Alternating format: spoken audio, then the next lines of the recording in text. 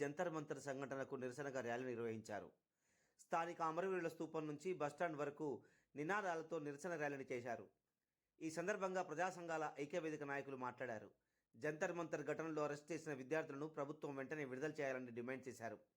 అలాగే నీట్ ప్రశ్నపత్రాల లీకేజీకి బాధ్యత వహిస్తూ కేంద్ర విద్యాశాఖ మంత్రి రాజీనామా చేయాలని డిమాండ్ చేశారు.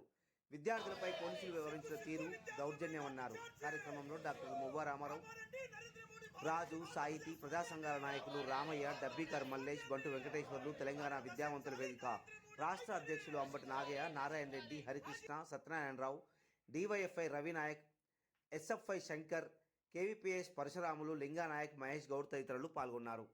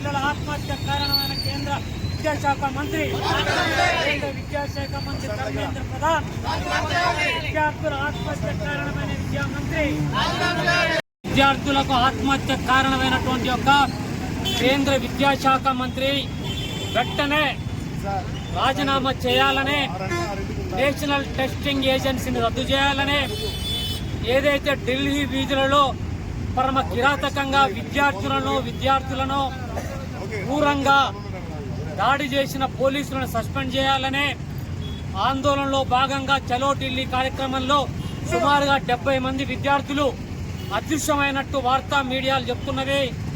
వెంటనే అదృశ్యమైన విద్యార్థులను కోర్టులో హాజరుపరచాలని ఇవాళ ప్రజా సంఘాల ఐక్యవేదిక తరఫున మేము విజ్ఞప్తి చేస్తున్నాం. ఇంకా చాలా మంది మన ప్రజా సంఘాల మేధావులు ఉన్నారు, వాళ్ళు మాట్లాడతారు. ఇవాళ నీటి పరీక్షలలో అనేక దఫాలుగా ఇవాళ ఇవి 2 సంవత్సరాల కాలం చూస్తేనే 10-15 సార్లు లీకేజ్లు అవ్వడం జరిగింది. మొత్తం కూడా ఈ 10 ఏళ్ల పాటు చూస్తే మొత్తం 100 పైన ఇవాళ మొత్తం కూడా లీకేజ్లు అయినటువంటి వచ్చినట్టుగా ఇవాళ పత్రికలలో అనేక దాంట్లో మనం చూస్తున్నాం. అంటే వ్యవస్థ అన్నది ఇవాళ బీజేపీ ప్రభుత్వం వ్యవస్థ వచ్చిన తర్వాత తన అనుయాయులకు, అంటే పేద మధ్యతరగతి ఎస్సీ ఎస్టీ బీసీ నీటి వినియోగంలో ఎగ్జామ్స్ రాస్తున్న విద్యార్థులకు, పేద విద్యార్థులకు ఉపయోగపడకుండా బడాబాబులకు, కార్పొరేట్ శక్తులకు ఉన్నటువంటి పెద్ద పిల్లలకు ఉపయోగపడే విధంగా మరి నీటి పరీక్షలను లీకేజ్ చేస్తూ ఆ రకంగా ఉపయోగించుకున్నటువంటి పరిస్థితి ఉంది. అది కీలకమైనది. డాక్టర్లు కావాలన్నా, మేధావులు కావాలన్నా, విద్యావేత్తలు కావాలన్నా కీలకమైన దాంట్లో వాళ్ళ పాత్ర అన్నది చాలా దయనీయంగా ఉంది. దాంట్లో భాగంగానే 20 మంది విద్యార్థులు చనిపోవడం జరిగింది. వాళ్ళకు అనుకూలంగానే ఇలా దేశవ్యాప్తంగా ఉన్నటువంటి కాక్రోచ్ పేరు మీద ఇలా బయటకు వచ్చి, జనతా పార్టీ పేరు మీద బయటకు వచ్చి విద్యార్థులు, యువకులు మొత్తం కూడా నిరసనలు వెలబుచ్చుతుంటే చలో పార్లమెంటు వెళుతున్న సందర్భంలో అమానుషంగా దాడి చేసి మహిళలు అనకుండా విద్యార్థినులకు, చిన్నపిల్లలకు 10వ తరగతి అవుతున్న చిన్నపిల్లలు స్కూల్లోకి పోయి అట్నుంచి పోతుంటే విపరీతం కొట్టి ఆ లాఠీలలో ఉన్నట్టు మేకులేసి తలకాయల మీద, ఒడ్డు మీద, ఏడికాడికి మేకులేసి ఆర్ఎస్ఎస్ లో ఉన్నటువంటి వాళ్ళందరూ కూడా తెల్ల డ్రెస్సుల్లో వచ్చేసి పోలీసు వ్యవస్థలాగా వివరించినటువంటి దయనీయమైనటువంటి పరిస్థితి ఉన్నది. దానికి వ్యతిరేకంగా ఇవాళ మొత్తం కూడా ప్రపంచవ్యాప్తంగానే ఇవాళ నిరసనలు లండన్, అమెరికాలో కూడా నిరసనలు కొనసాగుతున్నాయి. మన భారతదేశ వ్యాప్తంగా దీని నిరసనలు ఇంకా ఎల్లవెత్తి ఆ రకంగా విద్యాశాఖ మంత్రి తక్షణమే రాజీనామా చేయాలని చెప్పేసి, లేదా ప్రధానమంత్రి కూడా అవసరమైతే రాజీనామా చేయాలని చెప్పేసి కూడా ఈ సందర్భంలో పరీక్షకి 20 లక్షల మంది పరీక్షకు హాజరయ్యారు. ఆ 20 లక్షల మంది ఎన్ని సంవత్సరాల నుంచి ఆ పరీక్షలు చదువుతారంటే 8వ తరగతి, 9వ తరగతి, 10వ తరగతి, 2 సంవత్సరాలు ఇంటర్మీడియట్, 5 సంవత్సరాలు నిరంతరం వాడిని వాళ్ళ తల్లిదండ్రులు, వాళ్ళ ఇంట్లో వాళ్ళ అమ్మ, నాన్న, అక్క, తమ్ముడు వాడిని రోజు మానసిక ఒత్తిడి పెట్టి చదివిస్తారు. చదివి ఎగ్జామ్ రాసిన పేపర్ లీక్ అయిన తర్వాత ఆ 20 లక్షల మంది పిల్లల మానసిక ఆందోళన ఏ రకంగా ఉంది. అంతటి ఆందోళనకు గురయ్యి కొంతమంది తట్టుకోలేక ఆత్మహత్యలు చేసుకున్నారు. ఇవాళ బీజేపీని సపోర్ట్ చేసే సోషల్ మీడియా పెట్టే కామెంట్ ఏంటంటే పేపర్ లీక్ అయింది, మళ్ళీ ఎగ్జామ్ పెట్టాం కదా. అంటే 20 లక్షల మంది మానసిక ఆందోళన నీకు అక్కర్లేదు. అంటే నీకు సింపుల్, పేపర్ లీక్ అయింది, మళ్ళీ ఎగ్జామ్ పెట్టాం. అంటే వీళ్ళు అప్పుడు ఎగ్జామ్ రాసిన వాళ్ళలో దాదాపు 3 లక్షల మంది రెండోసారి నీకు రాయలేదు, డిప్రెషన్ లోనై. ఒకసారి ఎంత ఉత్సాహం రాసో రెండోసారి అంత ఉత్సాహంతో పరీక్ష రాయలేరు. దాదాపు లక్షల్లో పిల్లలు నష్టపోయారు. ఆ పిల్లల ఎమ్మటి దాదాపు 40 లక్షల మంది తల్లిదండ్రులు ఉంటారు. దాదాపు 2-3 కోట్ల మందిని వేధించిన సమస్య ఇది ఒకటే కాదు. గతంలో కూడా నీట్ ఒకసారి లీక్ అయింది పేపర్. అసలు ఈ నీట్ పరీక్షని 2016లో బీజేపీ వచ్చిన కంటే ప్రవేశపెట్టింది. అంతకుముందు అన్ని రాష్ట్రాలు ఏ రాష్ట్రానికి ఆ రాష్ట్రంలో ఎంసెట్ పెట్టుకునేవాళ్ళు. మనం ఎంసెట్ పెట్టుకున్నప్పుడు ఎక్కడ పేపర్ లీకులు లేవు. కానీ వీళ్ళు వైద్యాన్ని, విద్యని రెండింటి వాళ్ళు లాక్కొని రాష్ట్రాలని ఖాళీగా పెట్టి తమ కేంద్ర గుత్తాధిపత్యాన్ని పెట్టి పరీక్షలు పెట్టి లీక్ చేసి ఈ పేపర్లు ఎక్కడ లీక్ అయినాయంటే వీళ్ళు గొప్పగా చెప్పుకుంటారు. డబుల్ ఇంజన్, కేంద్రంలో మేమే, రాష్ట్రంలో కేంద్రంలో మీరే ఉన్నారు, రాజస్థాన్లో మీరే ఉన్నారు, మధ్యప్రదేశ్లో మీరే ఉన్నారు, ఉత్తరంలో మీరే ఉన్నారు. అక్కడే పేపర్ లీక్ అయింది. పేపర్లన్నీ అక్కడైంది. అయ్యే అన్ని పరీక్షా పత్రాలు దాదాపు 90 రకాల ప్రశ్న పత్రాలు ఈ 12 సంవత్సరాలు లీక్ అయిన మొత్తం కూడా మీ డబుల్ ఇంజన్ పాలనలోని. కాబట్టి ఇలా మీ డబుల్ ఇంజన్ పనికిరాదు, దాన్ని తీసి పాత ఐరన్ పట్టుకు అమ్మేయాలి. కాబట్టి ఇప్పుడు దాన్ని నిరసిస్తూ వేల మంది విద్యార్థులు ఎవడో పార్టీ వాళ్ళు తీసుకురాలి, వాళ్ళ కాళ్ళు స్వతంత్రంగా ఈవెన్ మన తెలంగాణ, ఆంధ్ర నుంచి కూడా రైళ్లలో బయటలో పోయి ఆడ పదార్థంలో వాళ్ళు ముట్టుకుంటుంటే వాళ్ళపైన పోలీసులు దాడి చేస్తూ వీడియోలో దాడి తీసుకొట్టారు. ఇంకా పిల్లలు కొట్టారని చెప్పి పిల్లలు కొట్టలే, పిల్లల రూపంలో అధికార పక్ష గుండాలు ప్రవేశించి పోలీసుల్ని రెచ్చగొట్టారు. ఇది వాస్తవం.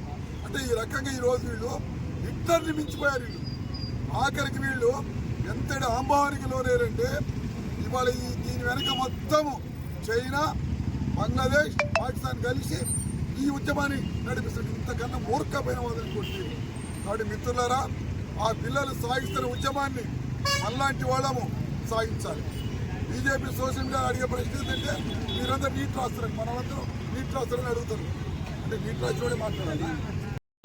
ఇదే బీజేపీ వాళ్ళు 2012లో అన్నా హజారే రూపాయల సాగించిన ఉద్యమంలో భారీ ఎత్తున పాల్గొని ఆ రోజునటువంటి కేంద్ర మంత్రి చేత నిర్ణయం చేయించారు. ఆ రోజు ముఖ్యమంత్రి చేత నిర్ణయం చేయించారు. అన్నారే ఉద్యమాన్ని హైజాక్ చేసి పాలనలోకి వచ్చింది. మరి ఇలా ఆ నీతులు చెప్పేవాడు మీ నీతులు ఎక్కడ పోయినాయి, మీ మాటలు ఎక్కడ పోయినాయి, మీ మైండ్ ఎక్కడ తప్పింది. కాబట్టి మీరు ఇవాళ అర్థం చేసుకొని మీరు చేసిన తప్పును ఒప్పుకొని పిల్లలు అడుగుతున్నటువంటి విద్యామంత్రి తప్పకుండా రాజీనామా చేయాలి. అదే కాదు, భారత ప్రజల విద్యార్థులకి ఈ ప్రభుత్వానికి క్షమాపణ చెప్తున్నారు. బాధ్యత వహిస్తూ మరి ధర్మేంద్ర ప్రధాన్ గారు రాజీనామా చేయాలని చెప్పేసి మరి పెద్ద ఎత్తున ఢిల్లీలో ఆందోళన చేస్తున్నటువంటి విద్యార్థుల మీద అమానుషంగా అక్కడ ఉన్నటువంటి పోలీసు బలగాలు ఎవరైతే ఉన్నారో వాళ్ళు పోలీసులు గారు బీజేపీ ముసుగులో ఉన్నటువంటి పోలీసు వాళ్ళు, లేకపోతే ఎన్నడూ కూడా మరి పోలీసు వాళ్ళు రాళ్ళు విసిరినటువంటి చరిత్ర ఎక్కడ కూడా లేదు. లాఠీలకు మేకులు పట్టి చరిత్ర లేదు. ఎక్కడ దెబ్బ కొట్టినా కూడా రక్తం టేర్లై బారింది తప్ప ఎక్కడ కూడా వాళ్ళు చేసినటువంటి పరిస్థితి లేదు. కాబట్టి ఈ పోలీసులను ఉసుగొల్పినటువంటి కేంద్ర హోంశాఖ మంత్రి అమిత్ షా గారు ప్రధానమంత్రి అదేవిధంగా మరి ఆయన కూడా ఈ ముగ్గురు కూడా రాజీనామా చేయాలి. వెంటనే ఈ పేపర్ మీద పార్లమెంట్లో చర్చిస్తామని చెప్పారు. పూర్తి స్థాయిలో చర్చించి విద్యార్థులకు న్యాయం చేయాలని చెప్పేసి ఈ సందర్భంగా తెలియజేస్తాం.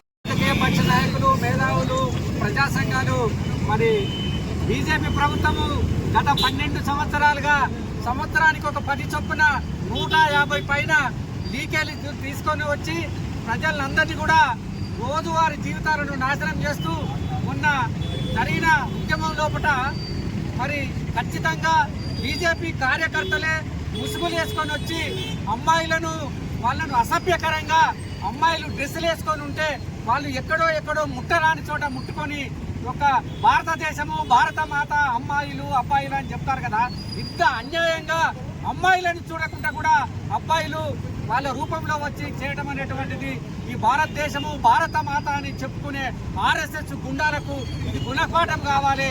విద్యార్థులకు జరిగినటువంటి అన్యాయాన్ని మరి ఎదిరించడానికి మన మీడియా కాకుండా ఇంటర్నేషనల్ మీడియా 1,00,000 పైన విద్యార్థులు వచ్చిందని చెప్తున్నారు. కానీ ఏ ఒక్క మీడియా కూడా కవర్ చేయడానికి ధైర్యం చేయడం లేదు. మరి ప్రధానమంత్రి వచ్చినప్పుడు నేను సంవత్సరానికి 2 కోట్ల ఉద్యోగాలు ఇస్తానన్నాడు. మరి పేపర్లో రాసే లెక్కల ప్రకారము ఒక కేంద్ర ప్రభుత్వంలోనే ఒక 15 శాఖలలో 20 లక్షల ఉద్యోగాలు ఖాళీ అయినని చెప్తున్నారు. సంవత్సరానికి 2 లక్షలు ఖాళీ అయినని చెప్తున్నారు. ఈ 12 సంవత్సరాల్లో సంవత్సరానికి 50,000 చొప్పున కూడా ఉద్యోగాలు ఇవ్వలేదు. దాన్ని తట్టుకోలేక విద్యార్థి లోకమంతా బయటకు వస్తే ఎవడో పాకిస్తాన్ వాడు బయటకు వచ్చిండని అంటాడు, లేదు చైనా వాడు బయటకు వచ్చిండు అంటాడు. మాట్లాడితే చైనా, మాట్లాడితే పాకిస్తాన్ అంటావు కదా. సిగ్గులేని ప్రధానమంత్రి మొన్న యుద్ధం జరిగినప్పుడు పశ్చిమాసియా లోపల మరి వామపక్ష భావజాలం ఉన్న చైనాకు పోయి మరి వాళ్ళ పెట్రోల్ తెచ్చుకొని చస్తున్నావు కదా. మరి రష్యాకు పోయి రష్యా పౌరులు, రష్యా కార్యకర్తలు, కార్మికులు చేసిన ఆయిల్తో బతుకుతున్నావు కదా. నీకు సిగ్గుందా ప్రధానమంత్రి అనేటువంటి ఉత్తమ కోరికలు కాదు.